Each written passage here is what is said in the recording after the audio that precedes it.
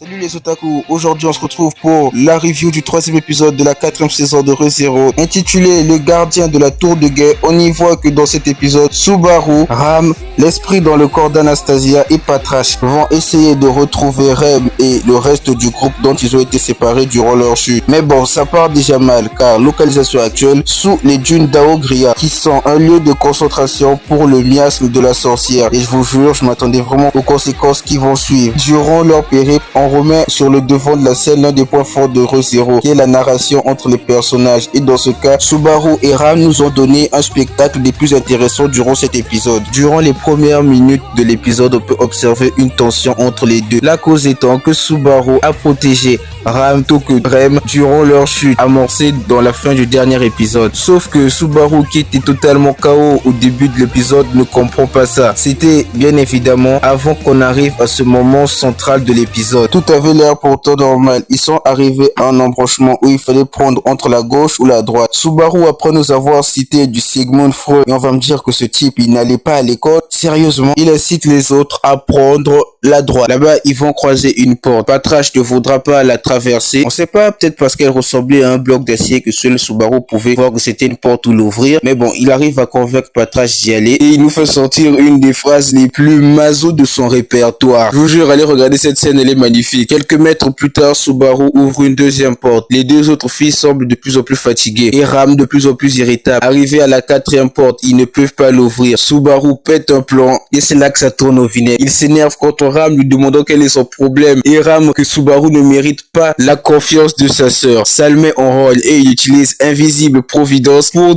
damer correctement Ram. Ça finit au sol en mode Subaru étrangle Ram. Il se sert de sa magie pour se dégager. On est sur le point d'assister à un veilleur mémorable et à cet enfoiré d'esprit artificiel qui tue Ram, prétextant qu'elle a voulu garder en vie son allié le plus utile. Au final, Subaru utilise Invisible Providence pour la découper, l'une des scènes les plus gore de l'anime depuis les lapins de la saison 2. Et tout ça en noir et blanc, magnifique. Subaru se retrouve seul avec Patrash qui a bouffé la tête de Ram. Et je vous jure, le rire de Patrash à ce moment, il était digne d'Echidna.